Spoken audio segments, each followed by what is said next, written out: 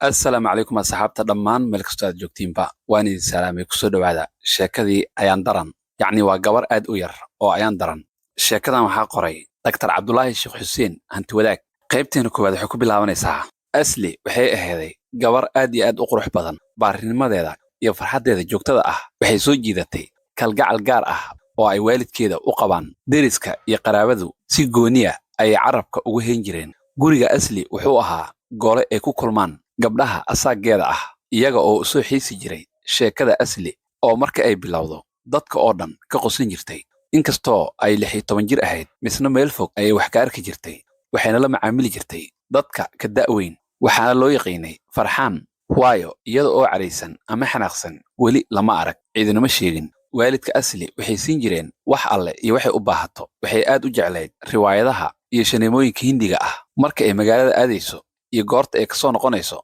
ciidana isma weydiin jirin waalidkuna xorriyad buuxda ayay siiyeen iyaga oo kalsooni weyn ku qaba inaysan wax xumaata ah u soo jiidin asli oo dhigan jirtay dugsiga macalin jaamac wax saaxiib ah oo u gaar ah ma lahayn gabdhaha xaafadda oo dhan iyo kuwa ay dugsiga isku barteen giddigood way jeclaayeen mar kastana gurigeeda ay ku soo booqan jireen cali amuur waxay walaalo ahaayeen asli wuxuuna ka weynaa 3 sano iyo xoogaa maadaama asli iyo amuur ay ahaayeen labada oo aan loo dhaxayn waxay isku haayeen kalgacayl wada dhalasho kii ugu weynaa amuur wuxuu galay xalane wuxuuna ka mid noqday macallimiinta halkaas waxaana loo bedelay beledweyn inkastoo uusan weligii ka bixin amuur xamar misana ma ahayn dadka isku dhajiya goobtii ay ku dhasheen oo wuxuu jeclaa inuu gobollada dalka oo dhan tago markii uu amuur u amabaxayay beledweyne waxaa sii sogotiyey waalidkii oo gaar ahaan asli aad bay uga xumayd in amuur ka tago waayo walaal kale oo wehel u noqdo ma aysan qabin oo aan ka ahayn aamino oo 3 jir ah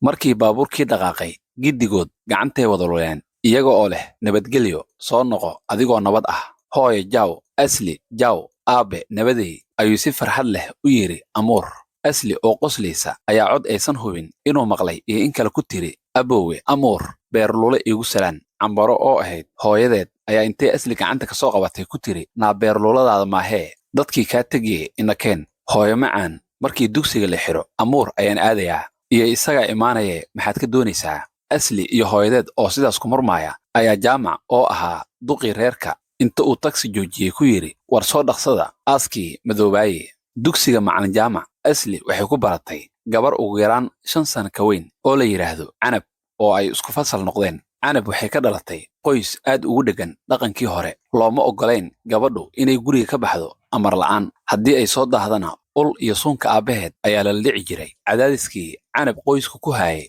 kama nabadgelin inay ku kacdo xumaatadii uu waalidku ka cabsanayay iyada oo marmarsiinyo macquul ah sheeganaysa ayay ballan la dhigan jirtay rag aan mustaqbalkeeda dan ka lahayn waxayna gaartay heer qaadka addaysan helin wareerto sigaarkana midba mid ayay ku daari jirtay shariif macow iyo xaajiye xaliimo oo ahaa waalidkii canab waxba kama ogeyn amuuraha dhacayo waxayna la ahayd maadaama aysan cidna gurigooda soo geli karin oo loo oggolayn in gabadhooda bad qabto asli waxay tegi jirtay guriga canab oo ciddii oo dhan ay isbarteen canabna sidoo kale ayay ahayd maalin maalmaha ka mid ah waxaa asli iyo canab dhex martay doodan soo socoto walaal asli horta saaxiib ma leedahay saaxiib maya malihi adiguna ilaahay saaxiib la'aan ima dhigo sanadkii hore waxaan saaxiib la ahaa wiil magaciisa la yidhaahdo axmed oo sarkaal ahaa hadda waan isdagaalnay kadibna waxaan la saaxiibay wiil kale oo macallina isagana waan heshii weynay sanadkaanna waxaan bartay wiil kale oo caafimaadka ka shaqeeya oo ah inan aad u dabci fiican waana taqaanaa waa wiilkii galabtii aan imtixaanka u soo noqonaynay ilinka noo taagnaa oo aan tagsiga wada raacnay kadibna aan labadayna la gudubnay waxaana magaciisa la yidhaahdaa khaliif asli waxaa ka soo haray dhangag iyo dhafoorhays faraxii lagu aqoon jirayna wuxuu isku beddelay yaab waayo kama filayni saaxiibteed barnaamijka ay guda gashay asli oo yaaban ayaa waxay tiri canabey goormaad khaliif isguursanaysaan waxaan isguursanaynaa sanadka dambe ayay tiri marka aan fasalka 8aad ka baxo khaliif oo ahaa nin daacada gabar wanaagsanna ay ka maqneed markii uu ogaaday taariikhdii canab lana kulmay raggii ay iyada hore isku yaqiineen ayaa wuxuu bilaabay inuu ka haro inkastoo uusan toos ugu sheegin wuxuuna deriska ku dhihi jiray ma joogo ku dhaha canab ayaa maalin waxay u timid iyada oo soo kedisay khaliif oo aysan ka qasnayn oo la joogo gabar canab ay horay sheekadeeda u maqashay kuna tuhunsaneyd in khaliif uu saaxiib leeyahay canab oo indhaheeda ilmo ku soo joogsatay oo caraysan ayaa birsadda kursi jiif ah salka dhigatay intay qolkii dib uga noqotay.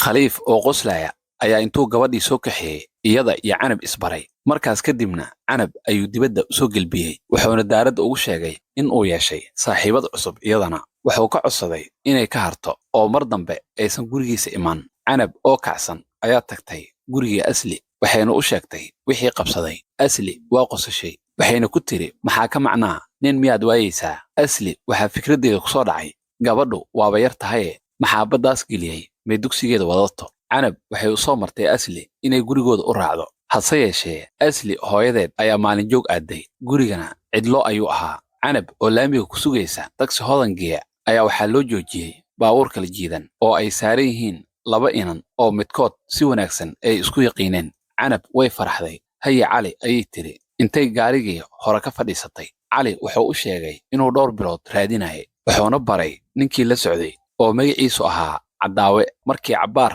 la kaftamayay oo loo dhowaaday gurigii canab ayuu cali yidhi canabee weli ma sidiibaa qaarka u lugula hor joogaa? intaysan jawaabin ayuu ku adkeeyey in caawa iyada iyo gabar kale oo saaxiibteed ah isaga iyo caddaawe ay marti qaadaan. canab waxay tiri anigu waa imaanayaa hase yeeshee saaxiibtay waa masaakiinad aan balwad lahayn una malayn maayo haddii ay idin raacdo inay faa'iido idin leedahay. caddaawe ayaa qoslay oo yidhi anigu waxaan ka helaa gabdhaha masaakiinta ah oo aamusnaanta badan bal adigu gacanteeda ku soo hubso aad aragtid sidaan u aqaano sida gabdhaha ugub loo godlee. canab ayaa cali oo u hinqaday inuu jawaabo hadalkii ka dhifsatay oo tiri oo ma cabsigelinaysaa gabadha? xamar xisaab baa taal ayuu ku warcelshay caddaawe. cali oo muddo aamusnaa ayaa yidhi canabey intaaad gabarshaka ku jirta aad noo soo kaxaynaysid maad mid la hubo noo keentid. intaan canab hadlin caddaawa yidhi anigu gabar aan tii canab sheegtay ahayn ma rabo. cali iyo caddaawe baabuurkii ayay sii kaxaysteen.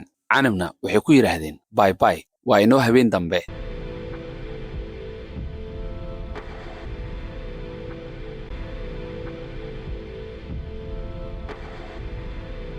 goor casir ah ayaa canab isdul taagtay asli oo hurda. markaas ayay u daartay raadiyihii oo ay ka socotay hees macaan oo magool qaadaysay. markay toostay ayay ku boodday oo labada daan ka dhunkatay kuna tiri iska warran saaxiib kuma arage sow inagii daraad wada joognay ayay asli ugu jawaabtay. waxaana dhex maray doodaan. asliyey caawa sidaan filaayo wax barnaamij ah ma lihid ayay ila tahay. barnaamij sidaas ah ma lihi. waxaan doonayaa inaan soo booqdo habaryartay oo deggan kaaraan. oo maxaa kaaraan fogaantiisa kugu wato? tagsiba heli mayside koryeeri ayaan ka raacayaa afar irdood. canab oo ka baqaysa in hadalkeeda la maqlo ayaa intay ku soo dhowaatay asli ku tiri saaxiibey haddii aad ogaan lahayd caawa barnaamijka aan inoo haayo waad qosli lahayd. intaysan hadalkii dhammaystirin ayaa asli farxad la soo boodday oo tiri ma riwaayad fiican ayaa socota? maya riwaayad maxay qiimo leedahay? waxaan shalay subax la kulmay wiil aan aad isugu dheernahay muddo badanna aan isgoobaynay. caawa ayuu labadeennaba nacasuumay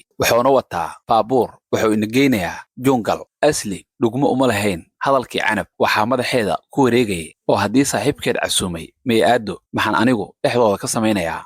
anigu ma socdo ee keligaa aad ayay asli jawaab niyadda ka soo go'day ku tiri. canab eraygaas aad bay uga naxday inkastoo aysan muujin waxayna tiri walaal macaan asliyey jilbaha ayaan ku haystaa hay ceebeen waan ku baryayaaye ballan ayaan qaaday. maxaa ku jaban aniga iyo saaxiibkay waxaan garanay inaan adigu ku casunno waxba ha ka baqin. waa loo baahan yahay inaan saaxiibkaa barto adigana kayga baratid. asli intii hadalka canab dhegaysanaysay ayay go'aan qaadatay iyada oo leh mar haddii aad 3 qof tihiin wax xumaata ah dhici maayaan ee saaxiibaddaa iska raac iyaysan kaa caroone. waa tahay meeqa saac ayaad ballansan tihiin? 8 caawa wakhtigu waa dhow yahay ee dhaqso u labiso. asli iyo canab oo dharkoodii ugu bilicsanaa ku labisan ayaa soo istaagay halkii ay ballantu ahayd oo ka soo horjeeday dugsiga dhagaxtuur ee shineemo hodan gadaasheeda ku yiilay. wax yar kadib gaarigii ayaa yimid. markaas ayaa caddaawo yidhi ballantii waad oofiseen waa 8 oo gow ah. cali ayaa yidhi markaa ina keena. markii baabuurkii la fuulay uuna dhaqaaqay ayaa canab oo kursiga hore fadhiday intay gadaal oo asli iyo caddaawo wada fadhiyeen u soo janjeersatay ku tiri barasho wanaagsan. gabadhaani waa saaxiibteeda aan isku dhimanno oo ruuxba ruux aanu nahay. magaceeda waxaa la yidhaahdaa asli isku dugsina waa nahay. wiilashaanna waxaa la kala yidhaahdaa cali oo saaxiibkee ah.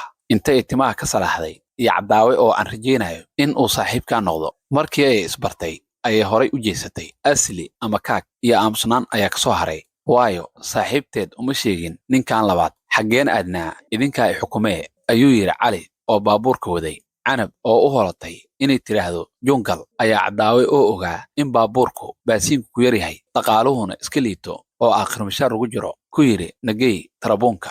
intii baabuurku socday labalabo ayaa loo sheekaysanayay. canab iyo cali hadalkii si fiican ayuu isagu baxay. qosol iyo mahad ayaana ka dhacaysay. asli oo aamusnayd waxay ku ekayd oo qura inay ka jawaabto su'aalaha la weydiiyo. caddaawe markii lambar 4 laga soo leexday ayuu asli intuu gacanta garab ka saaray xaggiis u soo riixay. asli oo xanaaqsan ayaa cod dheer ku tiri, iyada oo weliba iska qaadaysa, iga daa jaalle gacantaada. haye iga raalli ahow, ayuu ugu jawaabay intuu midigtiisii la soo noqday. wax yar kadib waxaa la soo gaaray tarabuunkii, waxaana markii xoogaa la joogay loo soo noqday magaaladii. asli inay degto ayay doonaysay, hase yeeshee waxaa saaxiibteed ku adkaysay in guriga cali ay soo arkaan. markii la gaaray hooygii cali oo ahaa firaaqo, afartoodiiba waxay fadhiisteen birsadda. asli mooyee 3dii kale sigaar ayay daarteen. caddaawe oo kursi u dhow fadhiyey ayaa intuu xabad sigaar ah shiday u taagay asli, hase yeeshee waxay tidhi mahadsanid, anigu sigaarka ma cabo. cali iyo canab oo faraxsan ayaa guriga u firaaqeeyey asli iyo caddaawe, waxayna aadeen qol kale. caddaawe wuxuu bilaabay sheeko dheer, wuxuuna asli oo uu dhali karayay kaga adkaaday waayo aragnimadiisa, wuxuuna ka dhaadhacsiiyey in uusan gaabsi ka rabin ee uu jecel yahay, doonayana inuu la saaxiibo. caddaawe asli intuu gacanta ka qabtay ayuu fadhiisiyey iyadoo aan raalli ka ahayn, waxayna isku dayday inay sara kacdo, hase yeeshee waa uu ka diiday. dooni maayo inaan halkan joogo, ii oggolow, gurigaygii ayaan aadayaaye, ayay asli ku celcelisay. hase yeeshee caddaawe oo kaashanayo waayo aragnimadiisii waa uu hubay in xaalku sida uu rabo ku dhammaan doono. asliyey waan ku jeclahay soo kuma dhihin, xabiibi soo dhowow, waan kuu dhimanayaa, la'aantaada noloshu wax qiima ima laha. erayadaas iyo kuwo kale oo kasii macaan badan ayuu ku afgobaadsanayay si uu beernugeel uga helo asli. caddaawe waxaa isla socdo gacantiisa iyo afkiisa, wuxuu isugu diray tuugtan iyo hadal macaani. ugu dambayntii asli oo u adkaysan weyday erayadii xoogga badnaa iyo arartii caddaawe,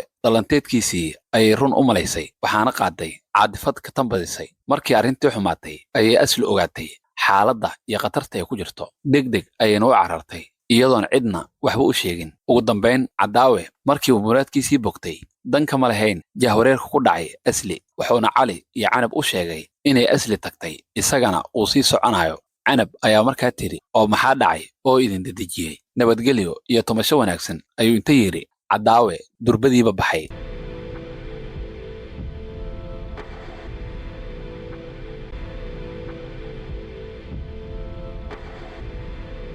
asli habeenkii oo dhan waa soo jeeday, subaxdiina iskuul ma aadin. asli oo isla hadlaysa hadbana dhinac isku rogaysa ayaa hooyadeed u soo gashay. naa asli, hooyo, waa adiga saaki iskuulkii ka baaqdaye ma xanuunsan tahay? ayay ku tidhi.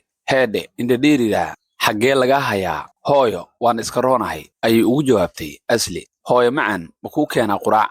hooyo saakay wax cuntaa ma rabo. asli hooyadeed isla markiiba waxay garatay in gabadheedu u baahan tahay cabitaan, sidaas darteed waxay u wacday kuusey oo ahayd adeegtadii qoyska, waxayna u dirtay 2 gasac oo yooga ah.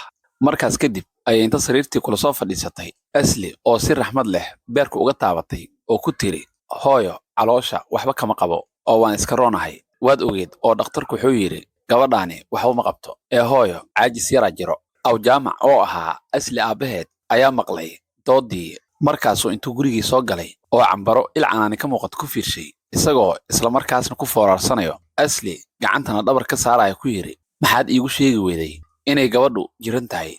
goormeen kuu sheegaa? aniguba iminka ayaan ka war helay, ayaa cambaro ugu jawaabtay. aw jaamac intuu gacantii garab ka saaray asli ayuu ku yidhi, aabbe see tahay hadda? xaggee lagaa hayaa? goormeed xanuunsatay? intaysan asli jawaabin ayay cambaro duqu u sheegtay xanuunka asli iyo calaamooyinkiisa. aw jaamac intuu istaagay ayuu yidhi, cambaroy, anigu shaqadii ayaan aadayaaye, gabadha u dadaal oo waxay doonto u sameey. xaafadihii u dhowaa reer aw jaamac oo maqlay xanuunka asli oo ay aad ugu dheereed waxay ku soo xoomeen sariirtii asli, iyaga oo u sheegaya inay aad uga xun yihiin, ilaahayna ka baryaayo inuu caafiyo. markii dadkii waaweynaa ay ka tageen waxaa ku haray gabdhihii saaxiibadeed ahaa, gaar ahaan kuwii ay isku daad ahaayeen ee gelinka dambe dugsiga la lahaa. Asli maalintii xigtay aad bay u roonaatay, waxayna aaday dugsigii. Hase yeeshee waxay goosatay inaysan dib dambe ula hadlin Canab oo ka goosato. Markii ay dariiq dugsiga u sii socotayna way gunuunaysay iyada oo hoos ka leh dhibaatadaas oo dhan waxaa ii keentay Canab. Ilaahay waxaan uga ballan qaaday in labadeena midkood uu aakhiro aadayo haddii ay ila hadasho. Bal iyadu haddii ay quusatay maxay mustaqbalkayga ugu ciyaaraysaa? Markii Asli iskuulka soo gaartay, cid ay aragto waxaa ugu horeysay Canab oo ilinka ku sugaysay si ay uga warsato wixii ay habeen hore cadaawe kala kulantay. Intay u soo dhawaatay oo salaan u soo taagtay, saaxiib Asli iska warran, maxaad shalay dugsiga u imaan weyday? Asli salaantii kama aysan qaadin Canab. Waxay u fooraarsatay inay kabteeda siibato si ay Canab oo yaabka soo haray ugu dharbaxdo. Hase yeeshee waxaa ka hor yimid macalinkoodii Cusmaan Fanax oo labadoodiiba intuu salaamay ku yidhi ina keena, maxaa idin taagay? Fasalladii waa la galay. Asli iyo Canabba qolkii ayay galeen. Xiisaddii ugu horreysay oo ay lahaayeenna waxay aheeday xisaab. Asli lama soconin waxa la dhigaayo, waayo waxaa horteeda joogay muuqaalkii iyo falkii foosha xumaa oo habeenkii hore dhacay. Waxaana ku soo duxanayay karaahiyo iyo ciil ay u qabto Canab. Markii ay xiisaddii dhammaatay ayaa Asli oo isku buuqsan fasax ka qaadatay maamulihii dugsiga, waxayna aaday gurigoodii. Wax xaaladdu hadba heer soo ahaato, 2 bilood kadib Asli aad bay u jiratay, waxaana la dhigay qaybta daawada isbitaalka guud ee Digfaar. Inkastoo uu jiray amar ah in xilliyada qaarkood aan isbitaalka la imaan karin, haddana wakhti walba waxaa dul joogay Asli saaxiibadeedii iskuulka iyo xaafadda, yoogadii, buskudkii iyo bambeelmadii loo keenayay. Markii miisasku qaadi waayeen ayaa dhulka la daadiyey. Dadkii bukaanka ahaa ee isbitaal ku jirayna loo qaybiyey Dhakhtar Jumcaale oo madax u ahaa qaybtaas. Waxaa ka yaabiyey sida gabadhan yarta ah loo jecel yahay oo har iyo habeen aan looga faaruqayn qolkeeda oo jaamac iyo cambaro. Digfaar wuxuu u noqday gurigoodii. Markii 2 toddobaad Asli ay ku jirtay isbitaalka oo la garan waayay waxay qabto, ayaa ugu dambaystii shaybaarku caddeeyey in ay uur 2 bilood iyo bar ah leedahay.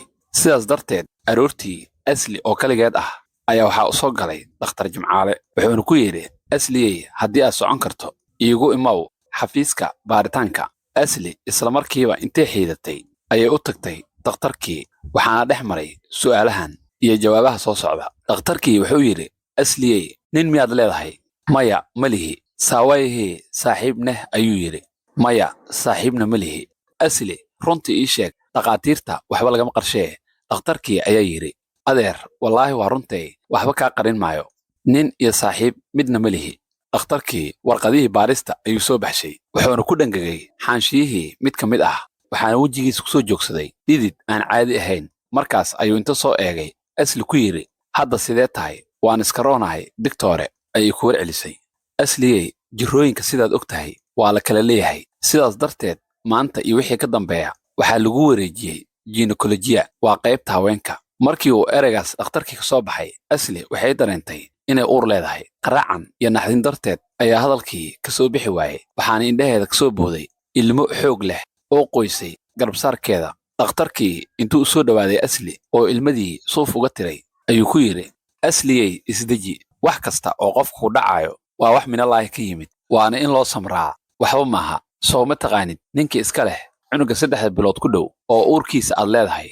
Asli wax jawaaba kama soo bixin. Muddo nus saac ah ayaa dhakhtarkii hadal sabarsiin iyo dejin ah u soo jeediyey. Asli erey qura ayaa ka soo baxay oo ah, digtoore ha u sheegin waalidkay iyo dadka oo dhan inaan uur leeyahay. Dhakhaatiirta waa ka xaaraan inay sirta dhiibaan, ayuu ugu jawaabay Dhakhtar Jumcaale. Wuxuuna u yeeray kalkaaliyihii isaga oo faray in Asli uu geeyo qaybta cudurrada haweenka.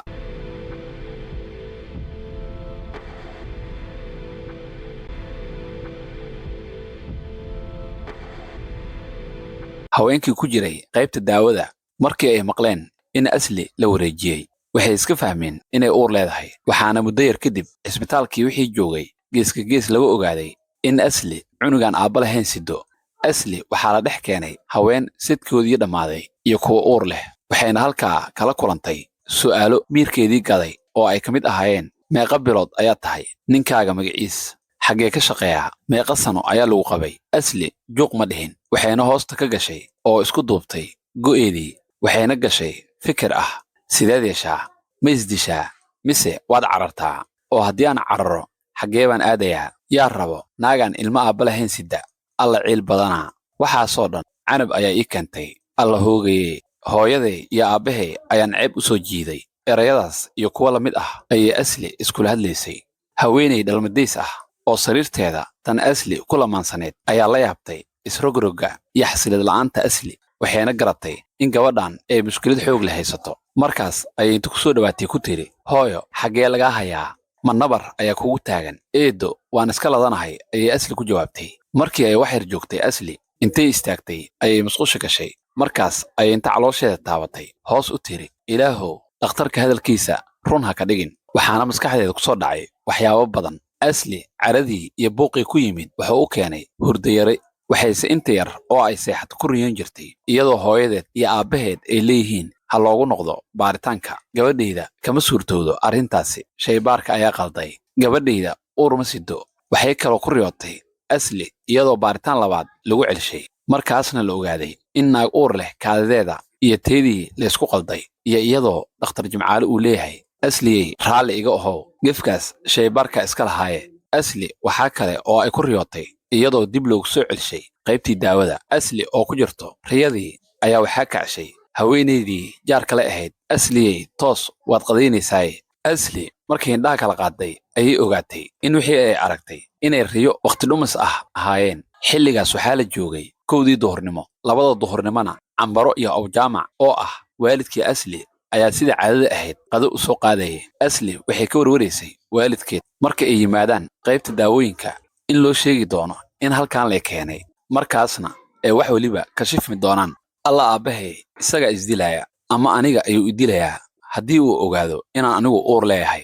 allay lehe waa inaan cararo oo aan cisbitaalkan ka dhunto ayay asli ku fikiraysay awjaamac iyo cambaro sidii caadadu u ahayd waxay isku soo raaci jireen si ay u booqdaan asli oo ay labadooda indhood ka jeclaayeen markii la gaaray wakhtigii qadada ayaa waxaa shaqadii ka yimid awjaamac oo lalminaya bac qare iyo liiba ogonji ka buuxaan wuxuuna afadiisii cambaro ku yidhi walaaley anigu galabta iskaa wax u qabso ayaan u noqonayaaye asli u geeya qadada qudaartaanna u miira aad bay u anfacaysaaye iiguna salaan una sheeg inaan caawa oo dhan la joogi doono iyo inaan akhbaar iyo hadiyad uga haayo walaalkeed cali amuur awjaamac markii uu qadadii afka ka qaaday ayuu inta kobihiisii iladay jaanta rogay wuxuuna aaday xaafadda wadajir oo uu ka socday dhismaha dugsiyada waxbarashada qasabka ah cambaro kama aysan dambayn wax quman jaamac cambaro iyo kuusey ayaa iyaga oo qoslaya soo galay qaybtii daawooyinka cisbitaalkii digfeer wax yar kadibna waxay cambaro dalaq tiri qolkii ay ku ogeed asli hase yeeshee markii ay aragtay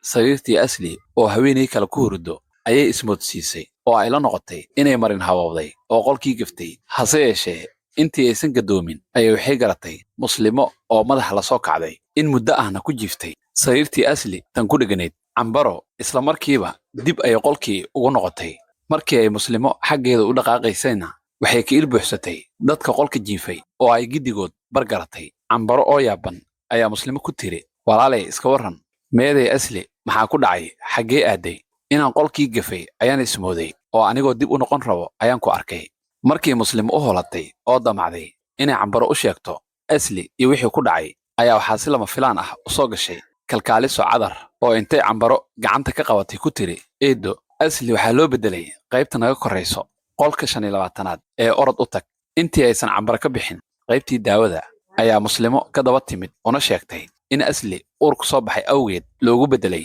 qaybta haweenka cambaro ereygaasi wuxuu uga dhignaa fallaar mariid ah oo wadnaha abbaartay waxaana ka dhacay jeeggii caanaha ahaa oo ay gacanta ku haysatay foolkeediina wuu qayirmay oo isbeddelay waxaa qooyey dhidid hadalkiina waa ku ceshoomay alla gablamayay inay ii saqiirto ayaa la qaatay cambaro oo ku barooranayso ayaa intay kuusii gacanta ka soo qabatay ku tiri naa intaad cuntada haweenka jiran u kala qaybiso nakeen gurigay baaba'aye shanqartii alaabtii iyo baroortii cambaro ayaa laga maqlay qaybihii u dhowaa oo dhan waxaana goobtii ku soo xoomay dadkii oo bulxan meeshii ka bilowday gabadheedii ayaa uur ku soo baxay maxay u ceshan weyday iyo ma gabdhaha wakhtigan joogo ayaa haddii ay iyagu isdhowrin la celin karaa ayaa dhinac kasta ka yeertay cambaro oo aad moodaysid in wedkeedii loo soo sheegay ayaa u soo luudday iridka cisbitaalka laga galo oo ay durbadiiba tagsi ka raacday kuusey markii ay aragtay inay cambaro ka tagtay ayay dib u soo noqotay waxayna u tagtay asli oo markii ay kuusey aragtay naxdin la soo boodday iska warran yaa kula socdo. Habaryar Cambaro ayaa ila socotay. Aaway, ilinka ayay ka noqotay.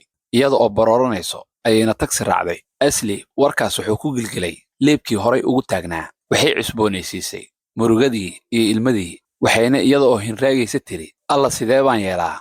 Odaygii iyo habartiiba way ogaadeene. Yaa u sheegay kuusii oo samirsiin iyo dejin ula jeeday kana naxsan jirabka haysta Asli ayaa ku adkaysay inay dul qaadato, iyada oo ku tiri dhibaatada kugu dhacaysaa sanooyin ayay kaa weyn tahay, sidii alla ka dhigo ayayna noqonaysaa. Cambaro oo meeshii laga saraa aysan dhiig lahayn oo ilmadii ka dhammaatay ayaa gurigii soo gashay, iyadoo tagsiilihii keenay uu garabka haayo. wuxuuna Suuban oo reer oo jaamac deris ahaayeen u sheegay in Cambaro besteed tahay una baahan tahay in sariirteeda la seexiyo si ay u nasato. Suuban markii ay aragtay diifta ka muuqata Cambaro waxay u qaadatay inay Asli sakaraad tahay amaba geeriyootay. Markaasay iyada oo qudheeda naxsan intay ku soo dhawaatay ku tiri, walaal Cambaro maxaa kugu dhacay? Xaggee lagaa hayaa? Aslise ka warran maxaa dhacay? alla taas alla iyadoo dhimato ayaa la ii qaatay. alla ilaahow ceebtayda astur ayaa Cambaro ku celcelisay. waxayna ugu dambaystii u sheegtay Suuban in Asli uur 2 bilood iyo bar ah ku soo baxay.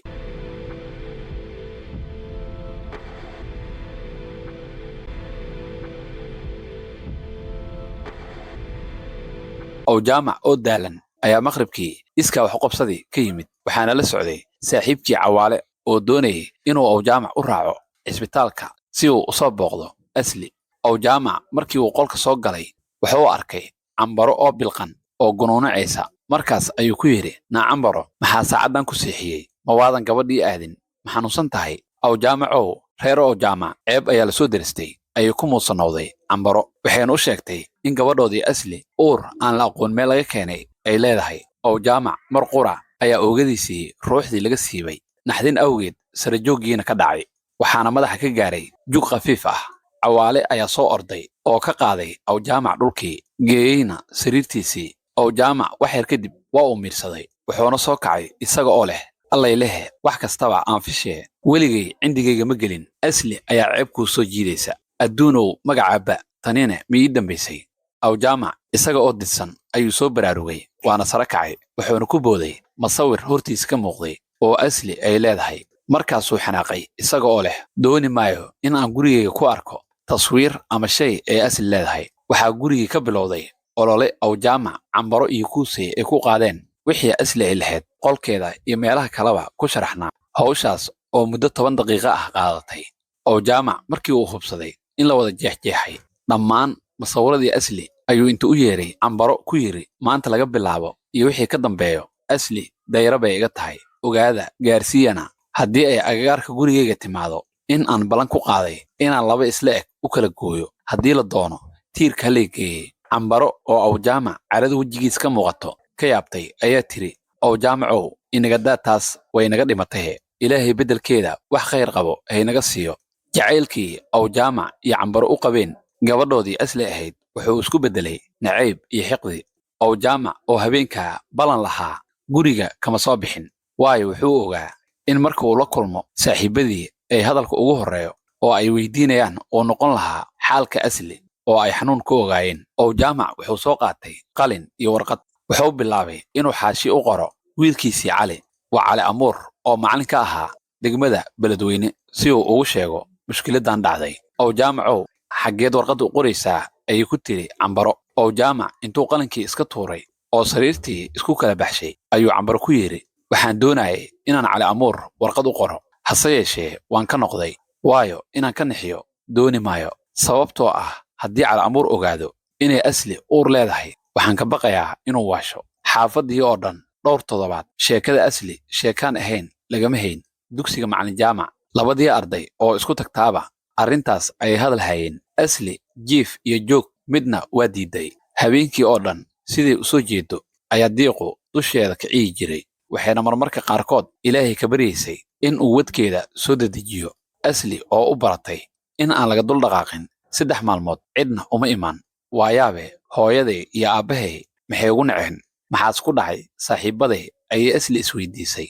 iyadaas isku jawaabtay markii ay maskaxdeedii ku soo dhacday, yaa raba oo wax ku falaya gabaraan ilmo aabba lahayn sida. Asli waxay soo xasuusatay xigmad Carabi ah oo ay dugsiga ku baratay oo ahayd yaa ka tiro badan walaalaha marka la tirinayo yaraase wakhtiga dhibaatada. Daawadayaal, qaybtan koowaad ee sheekadii ayaan daran halkaas ayay ku eg tahay. La soco qaybta xigta. sheekadan haddii aad ka heshay like saar, sidoo kalena noo sheer garee. buuggan ciddii u baahanna waxay ka heli kartaa Barakaad Bookshop.